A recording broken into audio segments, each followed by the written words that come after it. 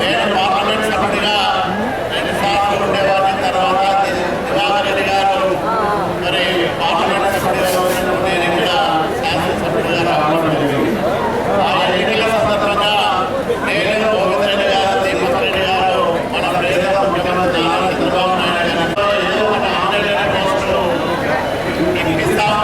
మీరు పనిచేయండి, సహకరించండి, పార్టీలో చురుగ్గా ఉండాలని ఆయన చెప్పడం జరిగింది.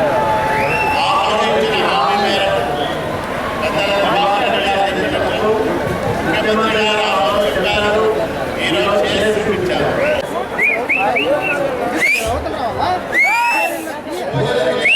3 సంవత్సరాలుగా నేను రాజకీయం నుంచి దూరంగా ఉండేది. నాకు తెలుసు ఆ బాధ ఏదో మీ అందరికీ దూరంగా ఉండదు.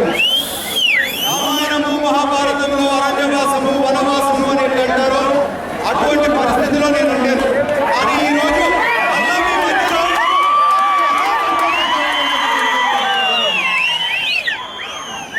నాకు ఆ బాధలోని వచ్చింది. నేను మీ మధ్యలోనే ఉండాలా, ప్రజల్లో ఉంటేనే నాకు సంతోషము, మీ కష్టాల్లో పాల్పంచుకుంటేనే నాకు సంతోషము, మీతో పాటు నడవాలని చెప్పి ఉంటేనే నాకు సంతోషం అని చెప్పి నేను చెప్పుకుంటున్నాను. వాస్తవంగా చూస్తే మన రాయదుర్గం గురించి పెద్ద ఎక్కువ ఆంధ్ర రాష్ట్రంలోనూ దేశంలోనూ మనుషులకు తెలియదు. కానీ వాస్తవంగా వీరులు పుట్టిన ప్రాంతం ఇది, మంచి మనుషులు ఉండే ప్రాంతం ఇది.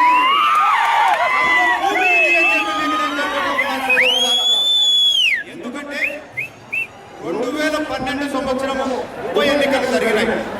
ఆ ఉప ఎన్నికల్లో 32,000 ఓట్లతో మనం ఓడిపోయినాం. ఆ రోజు మన కార్యకర్తలు కొందరు నా దగ్గరకు వచ్చి, అన్నా మన పార్టీ పరిస్థితి ఏంటి, 32,000 ఓట్లతో మనం ఓడిపోయినాము, ఇంకా మన పార్టీ ముందుకు రాలేము అని చెప్పి నాతో మాట్లాడుతుంది. ఆ రోజు ఒకటే చెప్పినాను, నన్ను నమ్మండి, మనం కలిసి పని చేస్తాము, కలిసి పోరాడతాము. ఆ నినాదాన్ని మీరు నమ్మి ముందుకు వచ్చినారు, గొప్ప విజయాలు సాధించినారు. నిజమైన వీరులు మీరని. అది తర్వాత బ్యాంక్ ఎలక్షన్స్ వచ్చినాయి. కేవలం బొమ్మనార్ మండలంలో ఒక బ్యాంకు మనం గెలుచుకున్నాము. అది మనకు పునాది. అది అయిన తర్వాత సర్పంచ్ ఎలక్షన్స్ వచ్చినాయి. 55 స్థానాలు. ఎంపీటీసీ జడ్పీటీసీ ఎలక్షన్స్ వచ్చినాయి. 4-5 మండలాల్లో 4 మండలాలు గెలిపించింది మీరే అని చెప్పి నేను అనుకుంటున్నాను. మున్సిపల్ ఎలక్షన్స్ వచ్చినాయి. 31 ఓట్లలో 28 ఓట్లు గెలిపించింది మీరే. నిజమైన రాజదుర్గం సోదరులే అని చెప్పి నేను మీకు 30 సంవత్సరాలు పార్టీ ఓడిపోయిన గ్రామంని ఆ సర్పంచ్ గెలిపించినారు. 21 సంవత్సరాల యువకుడు మనం సర్పంచ్గా గెలిపించుకున్నాం. ఇట్లా ప్రతి ఒక్క కథ, ఒక చరిత్ర సృష్టించినాము. ఆ ఘనత మీ అందరిదే అని చెప్పి అదే పరిస్థితి 2012 నుంచి 2014 సంవత్సరం 2 సంవత్సరాలు మనకు ఉండింది. 2 సంవత్సరాల్లో మీరు చరిత్ర సృష్టించినారు. అదేవిధంగా 2017 నుంచి 19కి 2 సంవత్సరాలు ఉంది. ఆ రోజు 34,000 ఓట్లని మీరు తిరగరాసినారు. ఇప్పుడు మన ఎమ్మెల్యేని ఎంపీని 30,000 ఓట్లతో ఖచ్చితంగా మీరు చేయగలుగుతారు. మీ మీద నమ్మకం నాకు ఉంది. కలిసి అందరూ పనిచేయాలా, పార్టీని అఖండ విజయంలో గెలిపించాలా. ఈసారి అనంతపురం జిల్లాలో అత్యెక్కువ మెజారిటీ రాయదుర్గమే ఇవ్వాలని చెప్పి నేను మరొకటి ఈ రోజు ప్రెస్ సోదరుల ద్వారా మీ అందరి ద్వారా నేను ఒకటి తెలుపుకుంటున్నాను. అనంతపురం జిల్లాలో ఎక్కడ ఎవరికన్నా అన్యాయం జరిగినా, ఒక అక్రమం జరిగినా ఈ వ్యవస్థ మాకు కాపాడుతులేదని మీరు అనుకుంటే అటువంటి స్థానంలో నన్ను పిలవండి, మీకు అండగా ఉంటుంది.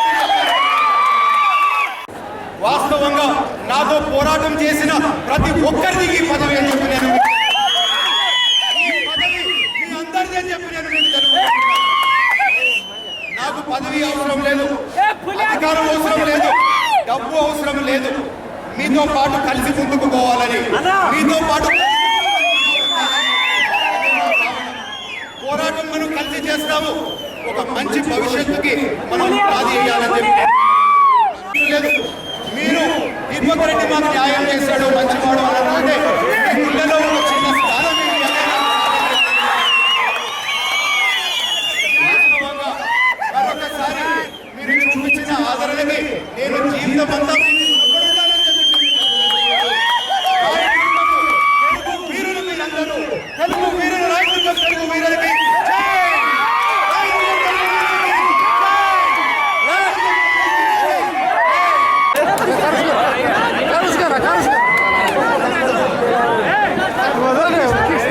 ఈరోజు ఎమ్మెల్సీ అయిన తర్వాత మొదటిసారి రాయదుర్గం రావటం జరిగింది. బహుశా ఏ నాయకుడు ఇంతకన్నా ఘన స్వాగతం ఎక్స్పెక్ట్ చేయలేడు. సో నేను ఎంత సంతోషంగా ఉన్నానంటే జీవితాంతరము మా రాయదుర్గం ప్రజలకి నేను రుణపడి ఉన్నానని చెప్పి తెలుపుకుంటున్నాను మీడియా ద్వారా. మరొకటి నేనేం తెలపాలనుకుంటున్నానంటే, అనంతపురం జిల్లాలో ఎక్కడన్నా ఎవరికన్నా ఇబ్బందులు వచ్చినా, మాకు అన్యాయం జరిగిందో అక్రమం జరిగిందో అని మీరు భావిస్తే, ఈ వ్యవస్థ మనం ఆదుకో అని మీరు భావిస్తే నాకు ఫోన్ చేయండి. మీకు అండగా ఉంటాను, మీ తరపున పోరాటం చేస్తాను, ఖచ్చితంగా న్యాయం పక్కన నిలుస్తాను అని చెప్పి మీ ద్వారా అనంతపురం జిల్లాలో ఉండే వాళ్ళందరికీ నేను తెలుపుకుంటున్నాను. రాయదుర్గం ఒకటే నేను చెప్పలేను, ఎందుకంటే నేను ఎమ్మెల్యే కాదు. పార్టీ సిద్ధాంతాల ప్రకారము ఎమ్మెల్యేది ప్రైమ్ బాధ్యత ఒక కాన్స్టిట్యున్సీ పైన. సో నేను 14 నియోజకవర్గాల్ని రిప్రజెంట్ చేస్తున్నాను కనుక ఏ ఒక్క కాన్స్టిట్యున్సీని నేను టార్గెట్ చేయలేను. సో ఏదైనా ఉన్న ప్రణాళిక అక్కడ లోకల్ ఎమ్మెల్యేతో కలిసి నేను చేయాలి కనుక, సో ఇది నా టార్గెట్ అని చెప్పి నేను చెప్పలేను. బట్ నేను మోర్ ఆన్ సోషల్ కాజ్. ఇప్పుడు మన వ్యవస్థలో కొన్ని లోపాలు ఉన్నాయి, కొన్ని దగ్గరలో మనుషులకు అన్యాయం జరుగుతూ ఉంది.